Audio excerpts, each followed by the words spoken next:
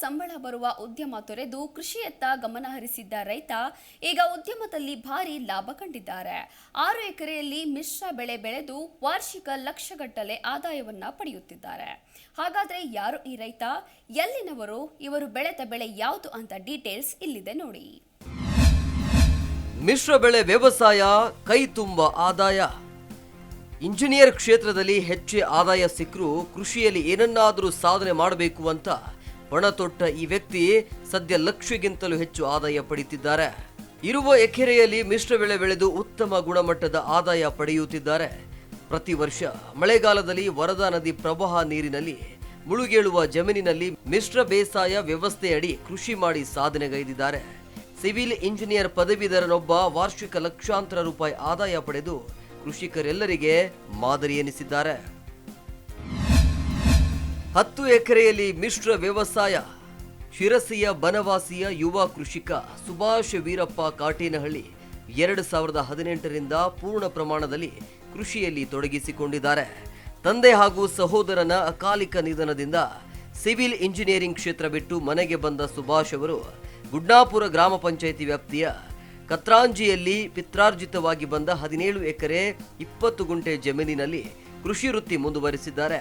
10 ಎಕರೆ ಅಡಿಕೆ, 6 ಎಕರೆ ಜಾಗದಲ್ಲಿ ಅಡಿಕೆ ಹಾಗೂ ಅನಾನಸ್, 1.5 ಎಕರೆಯಲ್ಲಿ ಭತ್ತ ಬೆಳೆದು ವಾರ್ಷಿಕ ಅಂದಾಜು 50 ಲಕ್ಷ ರೂಪಾಯಿ ಆದಾಯವನ್ನ ಕಂಡುಕೊಳ್ಳುತ್ತಿದ್ದಾರೆ. ವರದಾ ನದಿಗೆ ಪ್ರವಾಹ ಬಂದಾಗ ಸಂಪೂರ್ಣ ಜಮೀನು ಮುಳುಗಡೆ ಆಗುತ್ತದೆ. ಆರಂಭದ ವರ್ಷಗಳಲ್ಲಿ ಭತ್ತ ಬೆಳೆಯಲಾಗ್ತಿತ್ತು. ಆಗ ಪ್ರವಾಹ ತಗ್ಗದಿದ್ದಾಗ ಭತ್ತದ ಸಸಿಗಳು ಕೊಳೆತು ಸಮಸ್ಯೆ ಆಗ್ತಿತ್ತು. ಹಲವು ವರ್ಷ ಭತ್ತ ಬೆಳೆದು ಕೈ ಸುಟ್ಟುಕೊಂಡ ನಂತರ ಅಡಿಕೆ ಬೆಳೆಗೆ ಮಹತ್ವ ನೀಡಲಾಗಿದೆ. ಪ್ರವಾಹ ನೀರು ಸಮಸ್ಯೆ ನೀಡದಷ್ಟು ಎತ್ತರ ಬೆಳೆಯುವ ಜೊತೆ ಧಾರಣೆಯು ಉತ್ತಮ ಇರುವ ಕಾರಣ ಅಡಿಕೆ ಕೃಷಿ ಮಾಡಲಾಗಿದೆ. ವಾಣಿಜ್ಯ ಬೆಳೆ ಅನಾನಸ್ ಕೂಡ ಪ್ರವಾಹಕ್ಕೆ ಜಗ್ಗದ ಕಾರಣ 6 ಎಕರೆ ಅಡಿಕೆಯ ಜೊತೆ ಮಿಶ್ರ ಬೆಳೆಯಾಗಿ ಬೆಳೆಸಿದ್ದೇನೆ. ವರ್ಷಕ್ಕೆ ಸರಾಸರಿ 100 ಟನ್ ಹಣ್ಣು ಲಭಿಸುತ್ತಿದೆ. ಎತ್ತರದ ಗದ್ದೆಯಲ್ಲಿ ಮನೆ ಬಳಕೆಗೆ ಪೂರಕವಾಗಿ ಭತ್ತ ಬೆಳೆಯುತ್ತಿದ್ದೇನೆ. ಹೀಗಾಗಿ ಪ್ರವಾಹ ಬಂದರೂ ಹೆಚ್ಚಿನ ಸಮಸ್ಯೆ ಆಗೋದಿಲ್ಲ ಅಂತ ತಿಳಿಸಿದ್ರು. ಅಡಿಕೆ ಮದ್ದು ಸಿಂಪಡಣೆ, ಕೊನೆ ಕೊಯ್ಲು, ಅನಾನಸ್ ಕೊಯ್ಲು, ಭತ್ತ ಕಟಾವು ಸೇರಿ ಆಯಾ ಹಂಗಾಮಿನಲ್ಲಿ ಕೆಲಸಗಾರರನ್ನ ನೆಚ್ಚಿಕೊಳ್ಳುತ್ತೇನೆ. ದಿನದ ಕೆಲಸ ಸ್ವತಃ ಮಾಡುತ್ತೇನೆ. ತೆಂಗಿನ ತ್ಯಾಜ್ಯ ಪುಡಿ ಮಾಡುವ ಯಂತ್ರ, ವಿಡ್ ಕಟರ್, ಟ್ರ್ಯಾಕ್ಟರ್, ಪವರ್ ಸ್ಪೇಯರ್ ಸೇರಿ ವಿವಿಧ ಯಂತ್ರಗಳ ಬಳಕೆಯಿಂದ ಕೂಲಿ ಮೇಲಿನ ಅವಲಂಬನೆಯು ಕಡಿಮೆಯಾಗಿದೆ ಎನ್ನುವ ಮಾತು ಅವರದ್ದು. ಅನಾನಸ್ಗೆ ದರ ಇಳಿಕೆ ಆದರೂ ಅಡಿಕೆ ದರ ಸ್ಥಿರವಾಗಿದೆ.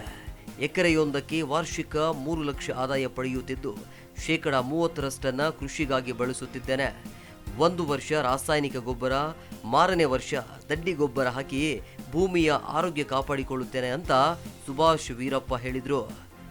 Bureau report, Zee Kannada news. Zee Kannada news ಈಗ ನಿಮ್ಮ ಮನೆಯಲ್ಲೇ ನೋಡಿ. ಎಲ್ಲ ಕೇಬಲ್ಗಳಲ್ಲಿ ಈಗ ಲಭ್ಯ.